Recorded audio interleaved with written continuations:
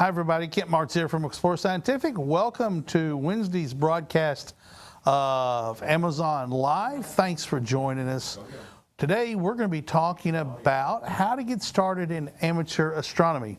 Real straightforward. One of the biggest things people have, challenges people have when they start amateur astronomy is they don't know where to look and what's up in the sky. They might know a couple of constellations, but that's it. Well, we make a device called a planisphere. This is the Wiltirian double-sided multi-latitude planisphere. This is good for anyone who lives in North America up to 60 degrees north latitude, which is nearly up to the Arctic Circle. So probably 95% of the people in the Northern Hemisphere can use this planisphere to figure out what's up in the sky. Okay, so one side shows you the northern part of the sky, and the back side shows you the southern part of the sky. So one is you're looking north at the northern part of the sky, and the back side shows you the southern part of the sky. Okay, so how this works is, and I'm going to use this big one right here, and lots of people see this and go, can I buy one of those? Nope, we don't sell them, but it's for demonstration purposes only. So this is based off of the northern view of the Wiltirian multi-sided planisphere. Here's what this is going to look like. You're going to find the date where you're going to go out and look at the night sky, because this is just an analog computer that shows you what the night sky looks like. So it's August the 3rd here. So we're going to find August the 3rd right here. And we're going to look at so this is the date, right? August, September, October. It's August the 3rd. And so we're going to now find our time. And so we're going to go out, let's say at, tonight, let's go out at, say, 9 o'clock. So we're going to turn the dial to August the 3rd at 9 o'clock. And folks, that's what the night sky is going to look like when you go out and look at the night sky. This is looking north. How this works is north, east, west. It's designed to be used looking over your head like that. So you're going to hold it up, find Polaris or face north, and it's going to show you where the major all the constellations are. It's also going to show you some other things as well. It's going to show you that Auriga is rising, is up in the north. Cephus is right here. Here's the Little Dipper. The Big Dipper is right over here. And it shows you where some stuff is. I'm trying to look for some M objects that are listed on here. This one doesn't have a lot of M objects. Here's a great object you can see. If you live in dark skies, you can see the Andromeda Galaxy M31 right here. And over here, dark skies, you can see what's called the double cluster. Two beautiful star clusters that one's a galaxy, one's a star cluster. The Andromeda Galaxy is the farthest away thing you can see in the sky. It is the only thing you can see naked eye that's outside of the galaxy. Otherwise, everything you can see in the sky with your naked eye is inside the Milky Way. Now with telescopes, you can see other galaxies and stuff that are outside. For instance, right over here on the Big Dipper, you can come right here and there's two little galaxies called M81 and M82. There's all sorts of other galaxies out scattered all around. So if you are interested in getting started in amateur astronomy, this right here is one of the first steps you should take, getting yourself a planisphere. And yes, on your smartphones and tablet devices and computers, you can also have a electric planisphere. Paul's wandering in. Got a question. Oh, okay, he's got a question. So this is for just the northern hemisphere. I said that. That's correct. Right? Because we had another officiating host that was on the program that said this is the northern part of the sky. No, he said this is the northern hemisphere and this is the southern hemisphere. Okay, so that is not correct, so right? You can see many of these stars from they're in the southern, I'm thinking through this, they may be south of the galactic plane, so they are in the southern hemisphere of the sky, but you can see them from the northern hemisphere. But if you were in Argentina, this would not help you. You could probably make it help you, but it'd be upside down. Right. Right. So it's the southern part of the northern sky. Okay, to be clear, it's the southern, that was, by the way, Paul. He's the director. We're training somebody new on the board. So he's being the camera. He's the producer and camera operator. He's producing today. He's producing. He's also operating the cameras, too. So there you go. So his question was, the one side is for the northern part of the sky you can see in the northern hemisphere. The back side is for the southern half of the sky that you can see in the northern hemisphere. Does that make sense? I hope so. And I don't have any comments up. I can't see the chats over here. So, yeah. So anyway, planisphere is a great way to go. What's nice about a planisphere is this. It works without electricity. It also does not ruin your dark sky adaptation. You got, even under some light polluted skies, your eye gets really big, and you can, but your pupil gets really big. Paul's very literal, like I am sometimes. It gets so big it pops out of your head. No, the pupil gets bigger, and you can see in the dark. When you bring out your smartphone or tablet, you start looking at it, it's a bright screen. And that bright screen makes your pupil get small, which makes it hard to see stuff up in the sky. Now, if you live in a badly light polluted area, you're going to see basically the brightest stars in the constellations. But that's going to be basically all that you see. You know, if you live in Vegas or New York City, you're going to see maybe 10 or 12 or 15 stars a night.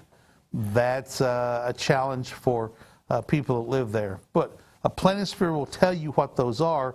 You can simply use it to dial in the date and the time that you're out, and it's going to show you what's up in the night sky. Mainly the constellations and a few of those biggest, brightest objects. It's a great way to learn what's going on in the night sky, an important step to begin your amateur astronomy. That's often the biggest challenge people have. So it's over in the carousel. If you're on Amazon Live right now, over in the carousel, you're going to see a planisphere over there, the Wiltirian double-sided multi-latitude planisphere, meaning that multi-latitude, you can use it for anywhere in the northern sky. Has little lines on it that shows you where to use. It's pretty straightforward, pretty easy to figure out. And Wade Prunty said, LOL, or that might have been on another stream, don't know. No, he said, was that Paul? And I said, don't mind the man behind the curtain. He's the man in front of the curtain in this case, but yes, Wade. All right. Let me see, this is Tolkarn Research and Educational Observatory. Just bought the R2 Imager kit from Modern Astronomy for School Education. Great bit of kit. The Revolution 2 Imager is a great piece of kit that we sell, made by Orange County Telescope, I think, or Mike. I can't think of his last name. Mike, I'm sorry if you're watching. I don't remember your last name. But we do have on Amazon Live, we have the chat function up. If you want to chat with us, ask a question, make a comment about anything astronomy related, I'll take a stab at it. And if I don't know the answer, I'll say I don't know the answer. And so, there's other streams coming in, so we'll see those other streams as well. But over in the carousel, you're going to look at lots of different products. We're going to talk about a couple of them.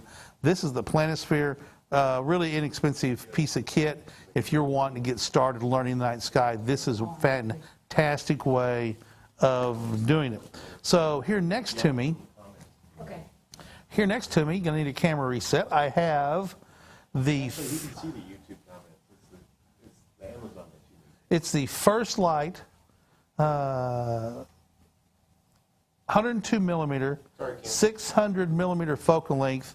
All right, I'm just going to move the table. Yeah, move it. Yep, moving the table. Right. There we go. Which one is it? Which one is it? Slow. You can't read it. You're just going to have to It's eyeball. probably that one. Okay, and now, bam, now that's up in the curtain. Yeah, there. That's probably that one. Paul, now that he can come out from the studio, he's become a little like a moth drawn to a bright light. You could do this on your phone if you would learn. Well, I know, but I don't want to do it live on the air. Yeah. Travel Diva 2 says hello. Thank you very much for Travel Diva 2 for saying hello. Charity Rose Walker, after I move soon, I plan to buy several items from these videos. Heads up, clouds are coming in October. Yes, there's always the old problem of when people buy a telescope, they're guaranteed to have clouds for weeks on end. Yes, but you get to wash your car because it rains a little bit. This telescope is from our First Light series of telescopes, hence the name of this show, First Light Chronicles, right?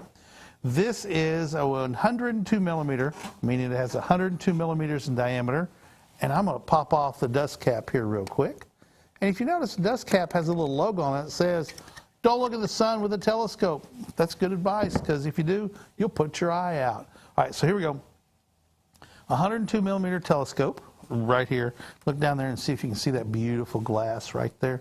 There you go. You can see the glass down there. There's two pieces of glass making... Point in front of it that way. There you go. Kind of see it. Now come back. There we go. So you can see the glass reflection down in there. There you go. So anyway, I'm seeing it about 10 seconds after I move, so I don't know why I'm looking at the monitor. So 102 millimeters in diameter. That has two glass elements in it, so it makes it a doublet, which you'll see those called as achromats. Meaning it has some chromatic aberration. On bright objects, you're going to see a little blue or pink fringe. That's okay. It's part of it. And that's what everybody saw up until the advent of triplet telescopes with three pieces of glass. Those are significantly more expensive than the First Light series of telescopes. And a little bit more information about it. It has a focal length of 600 millimeters. So from the front glass to where it comes into focus is 600 millimeters. That gives you part of the equation for how much magnification a telescope has. Now, people crave magnification. You'll see department store telescopes who tout small beginner telescopes with 1,000 power, 1,600 power. Don't buy those. They're appealing to your marketing. They're trying to market to you and get you to buy it. And that telescope, technically, any telescope has unlimited magnification, but the reality is that kind of magnification, you won't be able to see anything or track anything as well. Okay? So focal length is the first half of the equation for magnification. This telescope comes with this eyepiece right here. It's a 25 millimeter super Plössl. Plössl is a term for the design. It's a 4-element design. Super Plössl means there was some updated spacing and curvature and stuff. A really good beginner eyepiece, inexpensive eyepiece. And that eyepiece has, as you said, 25 on it. So that's the focal length of the eyepiece. Math warning here, but we try and do some education on this show, so it does involve a little bit of math. So the focal length is 600. You divide the focal length of the telescope, right, by the focal length written on the side of the eyepiece, 25. So here's how I'm going to do this math. 20 in my head, 25 will go into 100 4 times. 100 will go into 600 6 times. 6 times 4 is 24.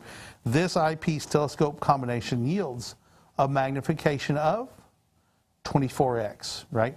So if you double the eyepiece, this is a, what do we say, 25. If you went down to, say, 12.5 millimeter eyepiece, or a 12 millimeter eyepiece, you're going to be real close.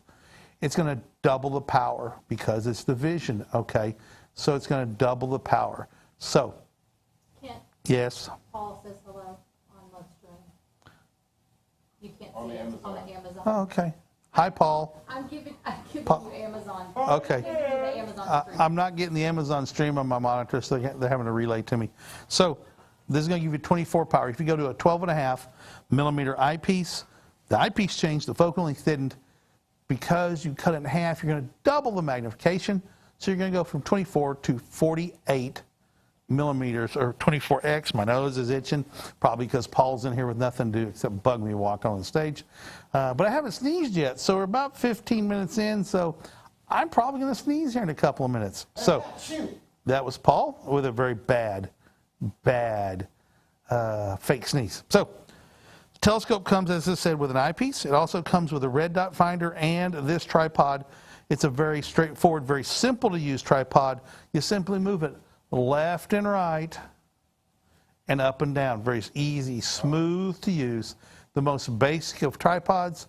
To follow something across the sky, once you find it in the red dot finder and in the eyepiece, you simply move the telescope over and down or over and up, whichever way you need to do, to follow that object in a nice arc across the sky. Paul? So Jeff's, Yes, there you go. Jeffy Jeffy. started following, and he says, Oh, thank you, Jeffy, for giving us a follow. We appreciate that very much. Thank you. Need to see the ISS or the moon's surface? What do you need to do to see the ISS go across the moon's surface? No. Or the moon surface. Or the moon's surface. Okay. ISS is very hard to track because it moves so fast. You can do it. In fact, I did it a couple of times last week when I was on a business trip and partial vacation, I guess, to the Nebraska Star Party. It's really dark up in Nebraska. There's nothing for effectively 90 miles to the south, and Valentine's 35 miles to the northeast, and it is spectacularly dark up there. Mike Overacker says that is an excellent mount. And Tariq from the UAE says, howdy y'all. Howdy Tariq, good to see you with us. And Mike, good to see you with us as well. Answering the question, this telescope will give you a nice, pleasing magnification of the moon's surface. You want to look at the moon, the shadow line between light and dark, because that shadow casts long shadows, and you learn to see where valleys are and mountains are, and you can actually see elevation. Your mind can see that this is a hole and this is a mountain, and there'll be, on the dark shadow side, there'll be a little white thing sticking up. Well, that's the top of a mountain sticking up as the sun comes up, and as the sun rises over the surface of the moon, there'll be more and more and more until the whole thing is lit up. This would be a fantastic telescope to see. A pair of binoculars is a great way, but a lot of binoculars, when they get up to the size of a telescope with that kind of magnification, they're very difficult to hold on to. Tariq, what is this telescope again? I came on just now and didn't catch up. Tariq, this is the First Light, which is why this show is named the First Light Chronicles. The First Light AR 8064TN. Okay, really straightforward. First Light FL AR, it's an achromat. I said 80. This is a 102-600. I'm sorry, thinking about it, a little bit smaller telescope. A 102 millimeter, 600 millimeter focal length, and then the TN means Twilight Nano. That's the name of this mount. So this is an FL AR 102-600 TN. It's over in the carousel right now if you're on Amazon Live, and you can click on it and get more information or even pick it up. But who was the Jeffy? Gave us the follow. Thank you, sir, for giving us that honor of you giving us the follow. We feel like we want to do a lot of education here, and we hope that earns your trust, and we thank you very much. Good, solid beginner telescope, not expensive. The difference between a good starter telescope and a hyped telescope with crazy magnification, things like that, often is less money or just a little bit more. You're better off getting a little bit better telescope to start than thinking about a department store telescope, if you will. So what else about it? Comes with a smartphone adapter that you can, but I don't have one here. It's walked off. A smartphone adapter that you can put on the eyepiece and take pictures of things like the moon and the planets that are coming up. I'm not worried about any. It's back there, but I'm going to dig for it. So this would be great. In the evenings, 3-4 hours after sunset, Saturn is starting to get up really nice in the sky, and you can take pictures with your smartphone with this telescope. Jupiter follows and Mars rises, I don't know, 2:30 or 3 o'clock or something like that. But those are all good targets for a telescope like this and a smartphone with the adapter that goes on the eyepiece right here. This telescope also comes with a red dot finder. The red dot finder is not a laser that shoots a beam up in the sky. And if you just put it on the telescope and turn it on, you're not going to be able to use it to point it at anything because it's not aligned with the telescope. This is the telescope. The finder scope may be off here. You simply turn it on and use the left, right, up, and down screws to move it to what the sun, or what is in the telescope. I did. I had it off. Well, it's hard to see. One's there, and one's right there. Let me get a close-up. Okay. It's really simple. Yeah. So we're getting a close-up set up here. This is the red dot finder. It projects a little red dot on the piece of plastic right here. And we on? And Yes. and here is the up and down movement, and here is the screw that moves it left and right. And this is the on-off button right here. Now, I can't turn it on because I haven't pulled the plastic out that keeps the battery charged up. But once this is on, you simply put this on here and do this in the evening and find something that's a few hundred yards away at a minimum.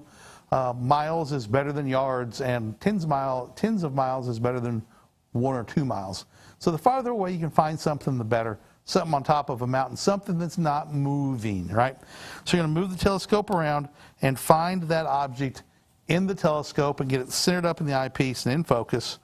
Doesn't have to be in focus, but that certainly helps you find the middle, right? Get it centered up. And you're going to do this in the evening because you want to be able to see the red dot. And then you're going to move the red dot left, right, and up and down until the red dot moves over and gets on top of the tree that's 2 miles away, right, or a radio tower. You're going to check the telescope, make sure it hadn't moved. You've probably moved it. Realign it to the center. And when you get those two things on top of each other and they're looking at the same spot, now when it gets dark, you can swing around to the new moon, and there's going to be a new moon tonight up. You're going to look around to the west, find the moon, look through the red dot finder, put the red dot finder on the moon, look in the eyepiece, and if you've done a good job, it's going to be right in the center of view. If it's off to the edge or not quite visible or just real close, simply move the telescope and now move the red dot again, and you've done a great job of getting the telescope lined up with the moon and the red dot finder. So now you can find stuff around the night sky. This kind of telescope is excellent for starting out in astronomy because the mount is so simple to use. You don't have to do things like figuring out where north is. You don't have to figure out how to polar align something. You simply walk out in the sky, plop it down, level it. It makes it easy to use if it's level. And then you're simply going to move the telescope and find the object in the sky. You've planned out, you've looked at your planisphere, and you're going to simply go, okay, I see that, and I want to look at that star or Andromeda Galaxy, things like that. And you're going to point the telescope at it. Now then, I will give you a hint. If you have a smartphone, you can generally go into the accessibility in the settings and put on a red filter. You want to go, different phones have different ways. My experience is with an iPhone. Accessibility, screen, and text size, scroll down. You can turn a color filter on, tap red, and it changes it to red. And you then have a fantastic ability to use your phone. Now all the red things have disappeared, but you can also turn your smartphone and then turn the brightness down so it doesn't ruin your night vision. So Jeffy's asking, do you have an actual video of it? Of what? Of that telescope you're using? We do have. It says for the moon. He just says, do you have an actual video of it? I'm sure of using the telescope is what he's meaning. So we do have some video of using of this telescope not being used, but of it on a stage with some advertisement. However, the switchboard, the key switch we're using doesn't have those abilities to show that video today. We're working on that. It's a new switch. We're upgrading some stuff. We're going to work and get those videos loaded so we'll be able to show those. I also have a video that shows really well how to use a planisphere as well. However, it too is not loading this switch. All right. Wow, great value. Thanks for that. Appreciate that, Tolkarn Research and Educational Observatory. You know, just a really solid entry-level telescope that's going to serve you for a long time, but also is going to serve as getting you started in the field of amateur astronomy and launching a lifetime of love for the night sky. Finding a mentor is very important for any hobby. If you start trying to learn to can vegetables, it's hard. If you want to learn to play the guitar, it's hard by yourself. If you have a teacher, it makes it easier. Same with astronomy. You want to find somebody who's using telescopes, familiar with it. Easiest way is to search for an astronomy club where you live. If you don't have one, you know, on social media platforms, you can put a message out on your community page and say, hey, I really interested in amateur astronomy. Is there anybody in my community doing astronomy? I'd love to hang out with you. You'll find that most amateur astronomers are very outgoing people and love to help people look through their telescope, and also, like, if you contacted me, look through my telescope, but I also love teaching you how to look through your telescope. I was at an event, a month ago now, and it had been advertised that we were going to be there doing outreach. It was at a restaurant and bar, and a lady saw it and brought her telescope, and she had never seen anything through her telescope. And I showed her how to put it together, and then took it apart and made her put it together. And then she found the moon and was so excited. It was so awesome to see. And so I wandered off and was doing some other stuff, talking to people. I looked over, and she had started talking to people about her telescope, about the moon, and what she knew about the moon. And then she went and found something else, and she was just so excited. That right there is just really cool about helping somebody. Sometimes it's just a little bit of help in 5 or 10 minutes, and they're off and running. And my advice to her was, twice a week, you need to go out and set the telescope and use it, even if it's just for 15 or 20 minutes, so you get that muscle memory and can retain that knowledge and go from there. Osmosis 007 says, let me see, I've lost it. It was a question about 127s and 152s. We do have those telescopes in First Light series, however, in refractors. However, they're out of stock right now.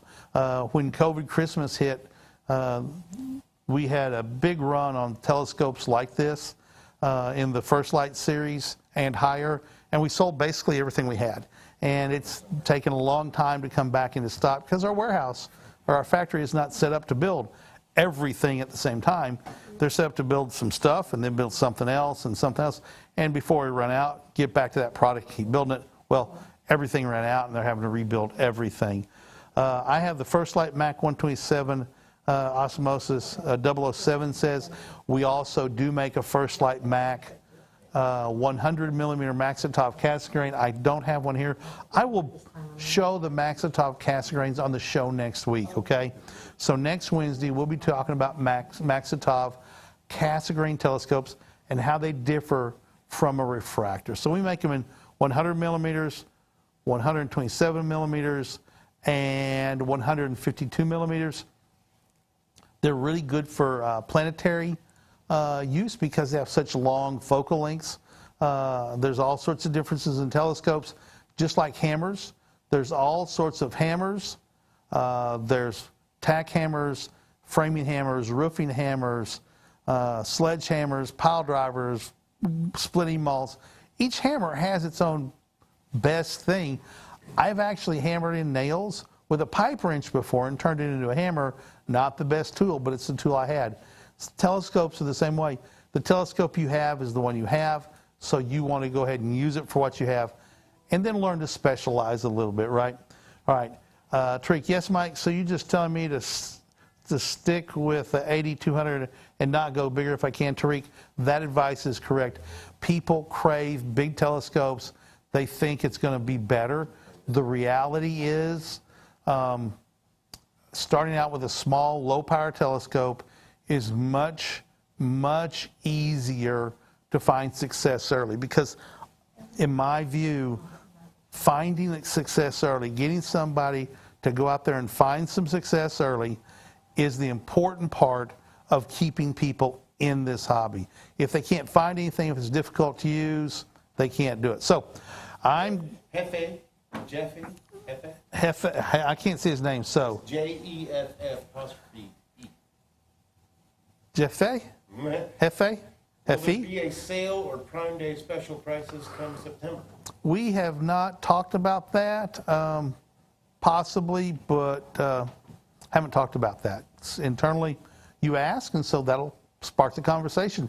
That's the beautiful part about this situation, is that we can talk to our customers directly and get great ideas and suggestions from that. Tariq, you can go bigger if you want, but I would get detail with what you have first. Going bigger does not mean going better. So due to some internal reasons, we have shortened our Amazon broadcast down to 30 minutes, 35 minutes, something like that. And we're running up against that point. We're going to be at this format for a while and see how it works. It's going to give us a little bit of... Brandy started following. Who did? Brandy T. Brandy T started following. Thank you very much, Brandy, for that follow. It's an affirmation that we have earned that from you, and we really, really appreciate it. Thank you so much. Those follows mean a lot to us. On the Amazon platform, it raises our algorithm work, and it gets more people and more people. So I'm going to sign off. We'll see you tomorrow when we do a On the Wing episode. I've got spent a week in an area that I'm not normally at and picked up, I don't know, 8 or 9 new birds, and going to look forward to sharing some stories from that with you as well. So until Thursday, I'm Kent March. I'm still Kent March Thursday too, but on behalf of everybody here at Explore Scientific, Noah Menard over in the control room. Say hi, Noah. He just stared at his screen. He's got his earplugs in. And Paul Newton, who is doing producing and camera operating, and Annie, who's over there, Scarborough, who's over there working the board. Huh? Oh, we got to get out. We got to do some. We got to go. So I'm Kent Martz. We'll see you tomorrow. Bye-bye. If you're in love with the stars, you love the Milky Way, and you want to be out with astronomers under a really dark sky, come to the Arizona Dark Sky Star Party with Biosphere 2. It's going to be amazing. You'll be at Oracle State Park, Oracle, Arizona, and we're going to have music, stars, astronomy, door prizes, a lot of fun. Come to explorescientific.com/events and sign up.